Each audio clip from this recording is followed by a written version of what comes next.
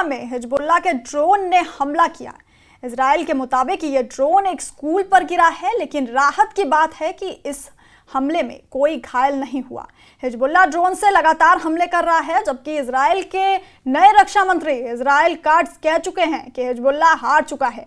अब रक्षा मंत्री काट्स ने ईरान के खिलाफ बहुत बड़ी धमकी दी है, जिससे परमाणु युद्ध का खतरा मंडराने लगा है।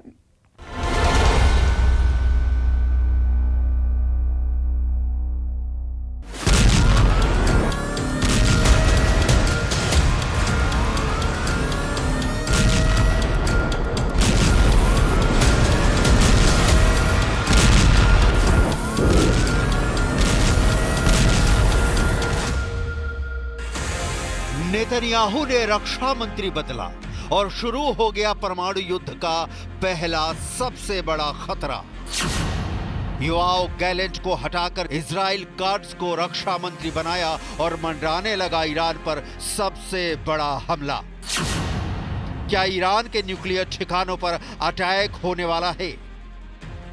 नेतन्याहू ने योआव गैलेंट को हटाकर इजराइल काट्स को अपना रक्षा मंत्री जैसे ही बनाया, काट्स ने ईरान की काट का ऐसा फॉर्मूला निकाला जिसका अंजाम परमाणु युद्ध हो सकता है। इजराइल काट्स ने क्या कहा है? खामनेई की जवाबी हमले वाली तैयारी पर इजराइल क्या करने जा रहा है, इसको समझने के लिए आप इजराइल काट्स का ईरान के खतरे को काटने वाला तेवर देखिए। इजराइल का मीडिया क्या छाप रहा है? टाइम्स ऑफ इजराइल से लेकर यरूशलेम पोस्ट ने इजराइल काट्स के बारे में क्या लिखा है, बहुत गौर से देखिए। अमेरिका का मीडिया बता रहा है कि काट्स ने ईरान को टारगेट पर ले लिया है। तुर्की का मीडिया बता रहा है कि अब ईरान के परमाणु ठिकानों की खैर नहीं। साफ लग रहा है कि गाजा और लेबनान समेत 7 फ्रंट पर लड़ रहे नेतन्याहू को अब ठीक वैसा ही रक्षा मंत्री मिला है जो उनको चाहिए था।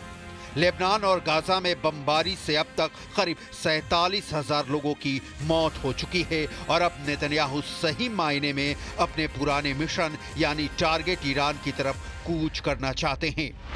इजराइल के रक्षा मंत्री इजराइल काट्स ने 3 बातें कही हैं।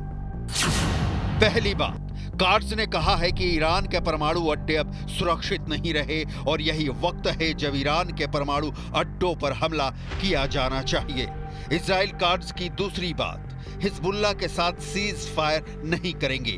काट्स की तीसरी बात, हम हमास को हराकर बंधकों को वापस लाएंगे। सवाल उठता है कि क्या सिनवार के मारे जाने के बाद भी हमास अभी तक गाजा को कंट्रोल कर रहा है?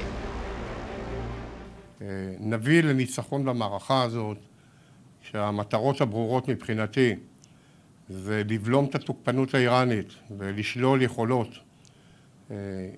של איומים קיומיים נגד מדינת ישראל, ולהמשיך בחיסולו של החמאס ככוח שלטוני וצבאי שלא יוכל להוביל את עזה לאחר מכן, ולהביס את החיזבאללה, להמשיך בתנופת הפעולות המדהימות שעוד ילמדו. इजराइल और ईरान के बीच तनाव पर इस वक्त सबसे बड़ा सवाल है कि क्या इजराइल काट्स की सलाह पर नेतन्याहू ईरान पर ऐसा हमला करेंगे जो ईरान के परमाणु ठिकानों को पूरी तरह खत्म कर देगा। अगर ऐसा हुआ तो क्या होगा? क्योंकि इजराइल की तरफ से आई इस धमकी के बाद ईरान के कान खड़े हो गए हैं, इसमें कोई शक नहीं। क्या 24 घंटे के अंदर ईरान खुद को परमाणु पावर घोषित करेगा या 24 घंटे के अंदर इजराइल करेगा ईरान पर हमला? घड़ी टिक टिक करने लगी है। 24 घंटों के अंदर ईरान बन जाएगा न्यूक्लियर पावर या 24 घंटों के अंदर इजराइल दिखाएगा अपनी अटैक पावर। दोनों के पास है 24 घंटे जो इस बात को फाइनल कर देंगे कि अब विश्व युद्ध होगा या फिर परमाणु युद्ध। इसमें कोई शक नहीं कि परमाणु टारगेट्स पर हमले की बात ईरान से ज्यादा अमेरिका के लिए बड़ी फिक्र की बात है। उसे खतरा है कि ऐसे हमले पूरी दुनिया को विश्व युद्ध में झोंक सकते हैं, क्योंकि जब ईरान वापस पलटवार करेगा तो उसने इजराइल को पूरी तरह तबाह करने की बात कही है। ऐसे में क्या ये युद्ध परमाणु टकराव की तरफ बढ़ रहा है, इसकी चिंता पूरी दुनिया में फैल चुकी है। कोई शक नहीं कि परमाणु बम को लेकर ईरान वाले खतरे ने इजराइल और अमेरिका का डर वाला मीटर रेड लेवल पर ले गया है।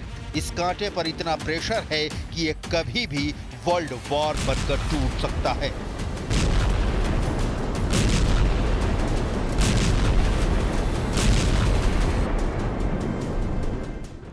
ईरान पहले 13 अप्रैल को और फिर 1 अक्टूबर को दिखा चुका है कि उसके पास ऐसी मिसाइलें हैं जो लॉन्च होने के बाद 400 सेकंड के अंदर इजराइल पर जाकर तबाही मचा सकती हैं। ऐसे में ईरान के तमाम परमाणु ठिकाने फौरन तबाह कर दिए जाएं, यही अब इजराइल का फोकस है। अभी ईरान ने 6 स्पॉट पर न्यूक्लियर रिएक्टर लगाए हैं, लेकिन इनमें से 2 अहम साइट हैं।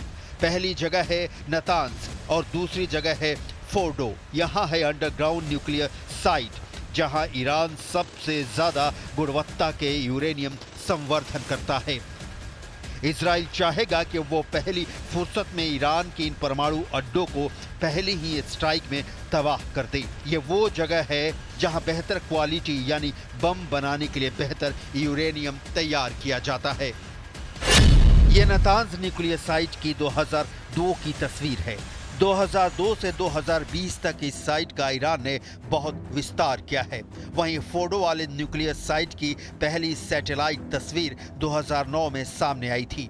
यहाँ भी 2002 से 2020 तक ईरान ने काफी काम आगे बढ़ाया है। दावा किया जाता है कि ईरान सबसे अधिक यही यूरेनियम संवर्धित कर रहा है। अब तक ईरान की नीति साफ है कि वो परमाणु बम नहीं बनाएगा। सुप्रीम लीडर अली खामनेई भी इसे बार बार दोहरा चुके हैं, लेकिन अब हालात अलग हैं। अब दुश्मन सामने है और खतरा ईरान के परमाणु अड्डों को भी है। सवाल है कि क्या खामनेई अपनी नीति बदलने पर मजबूर हो जाएंगे, क्योंकि खामनेई के सलाहकार ने ऐसा इशारा किया है कि अगर ईरान के अस्तित्व पर खतरा पैदा हुआ तो वो अपनी परमाणु नीति बदल सकता है। ईरान के पास अभी एटम बम है या नहीं, ये बात पुख्ता तौर पर अमेरिका भी नहीं जानता, लेकिन इजराइल के पास एटम बम है, लेकिन इससे कोई इनकार भी नहीं करता। दावे के मुताबिक आज की तारीख में इजराइल के शांत रेगिस्तान में नेगेव परमाणु रिसर्च सेंटर है, जहां ताकतवर हथियार बनाने का काम किया जाता है। Stockholm International Peace Research Institute के मुताबिक इजराइल के पास करीब 90 परमाणु बम हैं, जो पूरे पश्चिम एशिया को पिघली हुई रेत में तब्दील कर सकते हैं।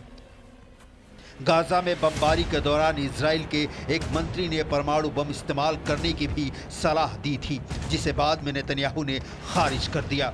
लेकिन अब कार्ड्स के तेवर से साबित हो जाता है कि इजराइल परमाणु युद्ध करने के लिए भी तैयार है, क्योंकि जब ईरान के न्यूक्लियर ठिकाने फटेंगे तो इसकी गूंज मॉस्को और वाशिंगटन डीसी तक जाएगी।